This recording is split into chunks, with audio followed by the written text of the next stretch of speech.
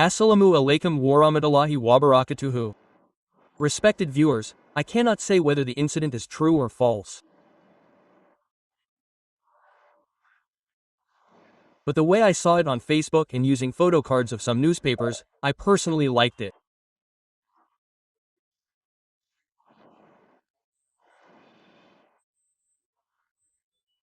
The news is that US President Donald Trump called Narendra Modi 5 times to break his pride or to talk to him, and Mr. Narendra Modi did not pick up the phone.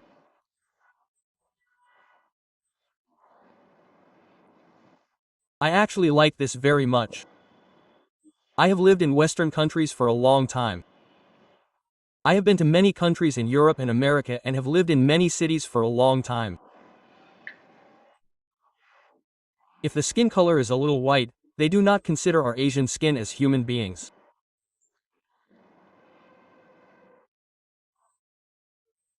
It has also been seen that an ordinary taxi driver in Europe has left our Bangladesh or India and is a billionaire.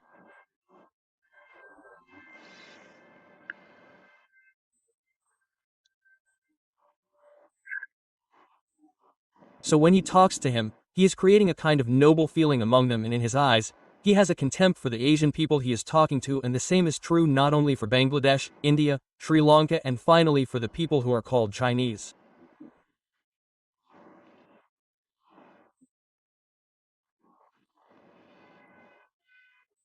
But when you see the Arab people who have money, whether they are educated or not, the people in Europe are very polite and considerate. It is a strange thing that the entire society, that is, the American society and the European society, are chasing money. Many of us see people who live a very dapper or bohemian life. They are actually the representatives of the marginalized population in our country.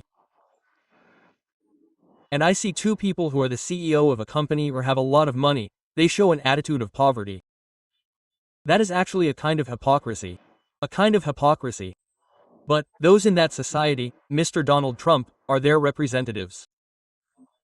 That real man is very arrogant, very. What is called loud praise. Always wants to be praised. Then the opponent analyzes him. First, with money, I am a big buyer in many Europe. I mean, they see what brand of shirt I am wearing. What watch am I wearing? Patek Philippe or Rolex? This is the first thing they see. The shoes I have on my feet, are they Maurizio or Bali? What brand of shoes am I wearing? They also notice. The bag I have in my hand, the small bag or the travel bag I have, what brand is it? They see these. Then, ashamed, they ask, okay, do you drive a car? I mean, how many cars do you have? Do you drive a car? And when they see that there are Bangladeshi people who have a lifestyle that is equal to theirs or better than theirs, if they can present themselves, then it starts there. Mr. Ronnie, you are so nice. Oh my God. I will go to your country. He shows all these feelings. But, initially when we tried to talk, tried to be loyal or tried to be polite, they thought our entire country was a land of beggars. Anyway, as long as I did business, I didn't understand for the first few years. Later when I understood, that's how I maintained my status with them in their country. And whenever they came to our country, I paid for many buyers, most of them, even the hotel bill, the entire bill, 3 or 4 meals, everything for their stay here. Whether it was business or not, and in many cases I gave them very expensive gifts. What happened later? In the relationship I had with the buyers, when I went later, it was found that the buyers or my agents used to stand at the airport for 3 or 4 hours. Many of them came with their wives or children. It has to be achieved, and the investment and the dedication required to achieve this is something I like when I see in someone from Bengal, someone from India, or even someone from Pakistan. I liked Imran Khan very much. The way Imran Khan walked with his head held high, as long as he ruled the country inside and outside. He is a tiger cub, the Sher-e-Pakistan, as he is called. He has done politics, he has run the state.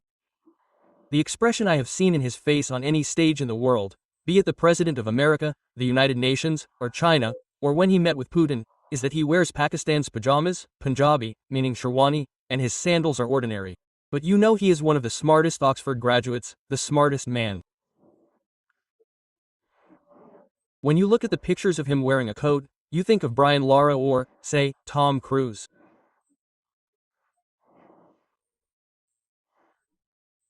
Then Marlon Brando or the smartest president, if you think of Americans, Bill Clinton or Ronald Reagan.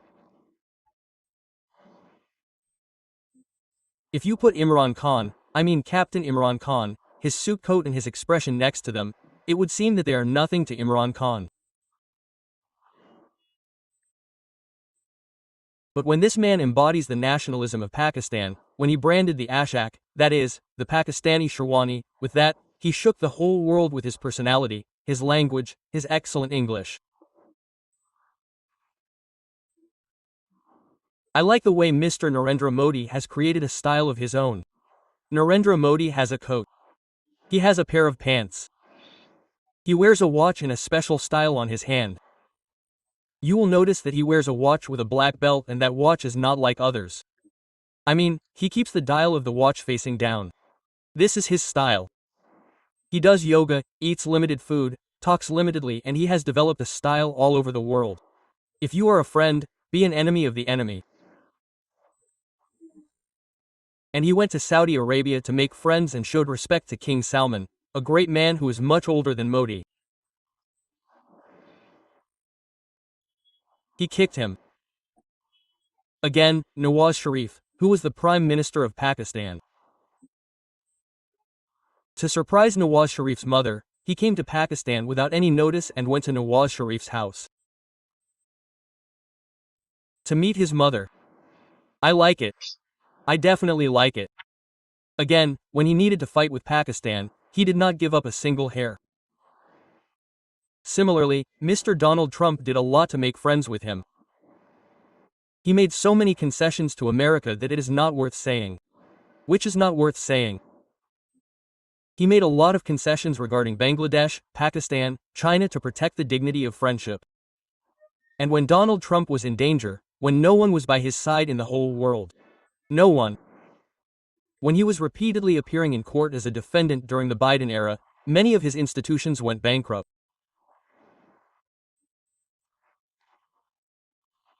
And at a time when no one was mentioning his name, Mr. Modi helped him win the primary by giving his financial hands to the Adanis and the Ambanis. And Mr. Modi has a lot of investment in Donald Trump's election. Modi hoped that the existing relations would continue. And in the new era of Mr. Trump, he would give something to India that would put Mr. Narendra Modi and his party BJP in a good position in Indian politics. But what happened to that Donald Trump, his Western culture, his noble complexion and his thought and consciousness of considering Indians as natives? By becoming the president for the second year, he insulted and betrayed a tested friend of his. You remember that last time when Donald Trump came to power, he needed Narendra Modi very much. As a result, he allowed Narendra Modi to hold a public meeting there. Similarly, David Cameron also gave Narendra Modi the opportunity to hold a public meeting in England. As a result, you will see that Narendra Modi rented a stadium in a place like London and held a public meeting with all Indians. In the 1,000-year history of England, no foreign head of state or head of government was ever allowed to hold a public meeting like this on London soil or on English soil. Similarly, Narendra Modi held the same public meeting in America.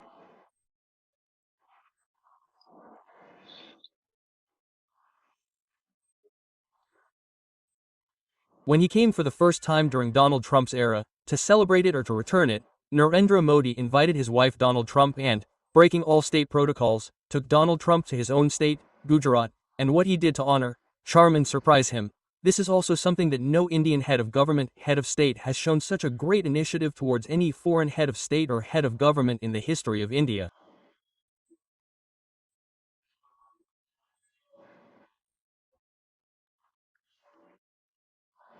So, he can do this for Narendra Modi's friendship.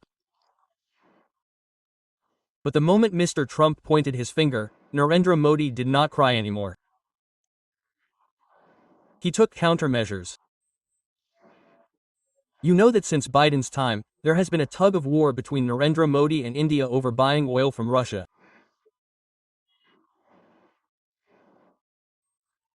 So in that case, India's argument is that if you still buy oil, buy Russian oil. Then China is buying the most oil. So America is not able to do anything against China. So what is the problem if India buys there? I advised Sheikh Hasina during Sheikh Hasina's time that the economy of Bangladesh would have changed completely. It would have changed completely. Then Sheikh Hasina might not have had to leave power. If at that time they had bought oil from Russia and our refineries were not suitable for refining Russian oil. So Russia proposed that they set up a floating refinery that could be set up within a month. Through that floating refinery and all the refineries that we have through BMR.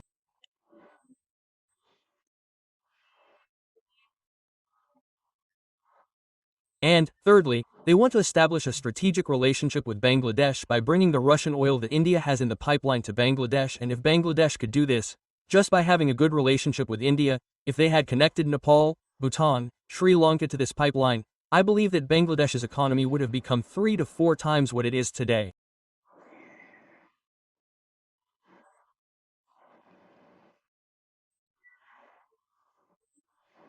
Just look at the data and see how much we have imported in the LNG and petroleum sectors in the last 5 years, and if we had imported only Russian oil, we would have saved 45%.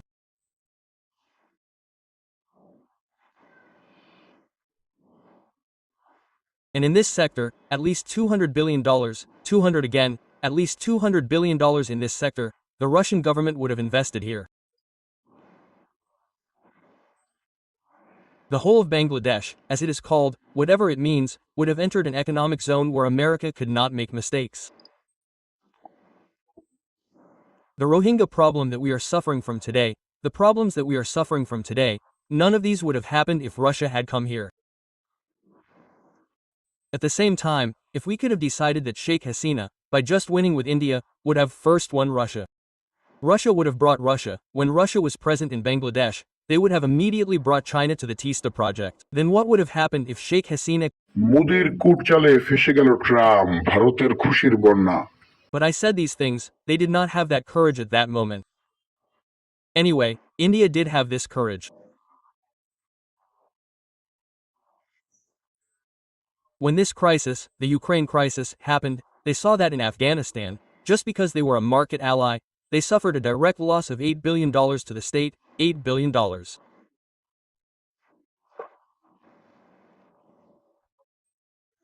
Secondly, because the Taliban came to power in Afghanistan, the Indian companies that were there, if not for their investment in the private sector, at least $50 billion, would have completely gone down the drain.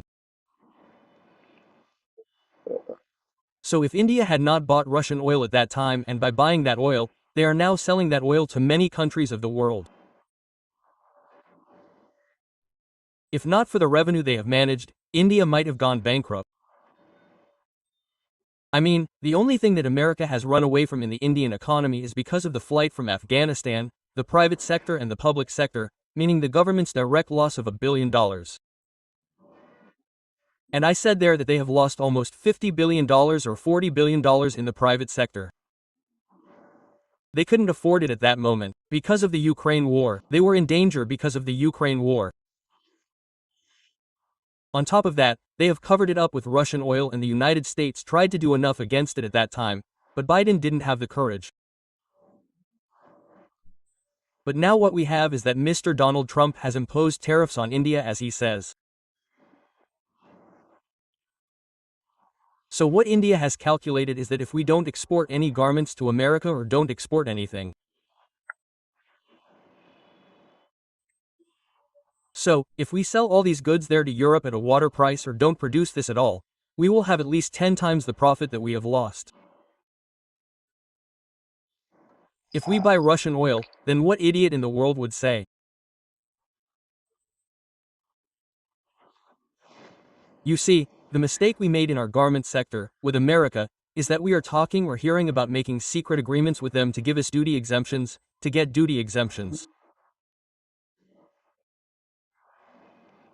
Then we cannot operate the few planes we have at the moment. We are hearing that we will have to buy weapons from there. We will have to buy cotton from there again. Then we will have to buy 25 Boeing planes. And so on. And how suicidal it is. How suicidal.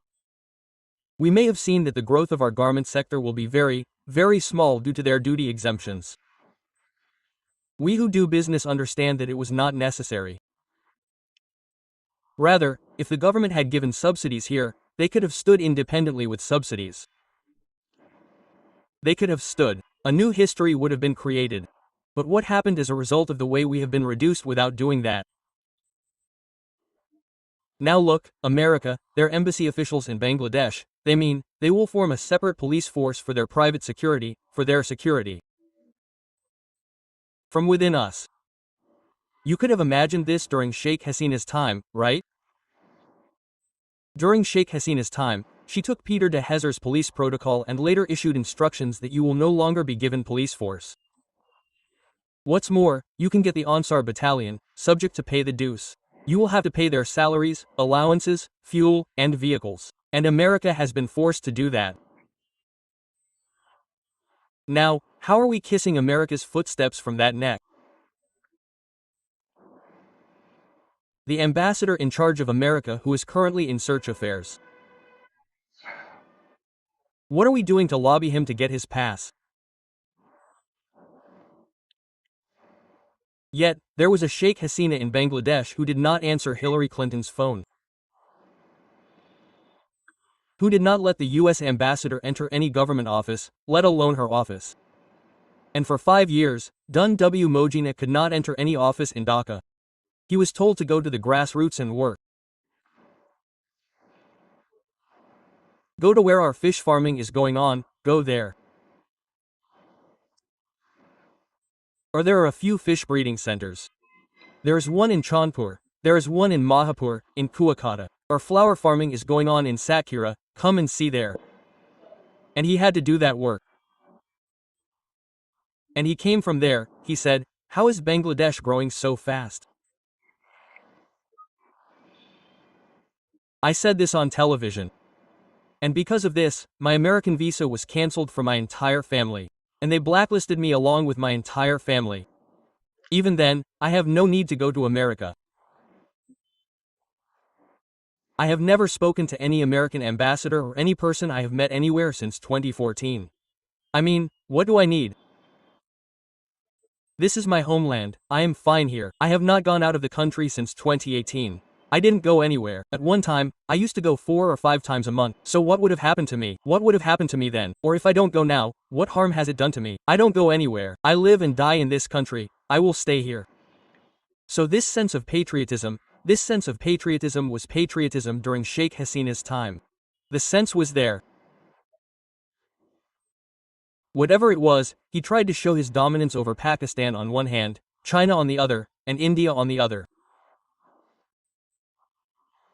He was a dictator, a fascist, he did oppression and tyranny. But look, the way I am now jumping on everyone's feet as a Bengali, that wasn't the case then. Narendra Modi is far from it. Now how will Dr. Muhammad Yunus talk to the Indian ambassador? He is worried about this. He is worried that all protocols have been stopped. Dr. Muhammad Yunus, no matter how hard he tries, cannot get an interview with Narendra Modi.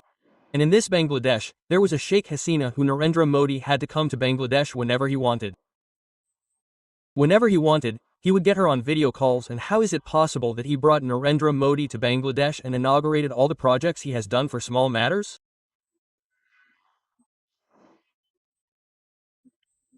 Anyway, it was like we had, now again the work that Narendra Modi is doing for Indians, the way he has put ropes in America's nose, the way he has put rivers in their ears, the way he has put earrings in their ears, then the way he's trying to turn Donald Trump around now, I think that for Asian politics, for Asian subcontinent politics, there is something new, which is called history, and as a part of that history, we too will be able to control America's bigotry in the future to some extent, if India can teach America or Donald Trump a lesson.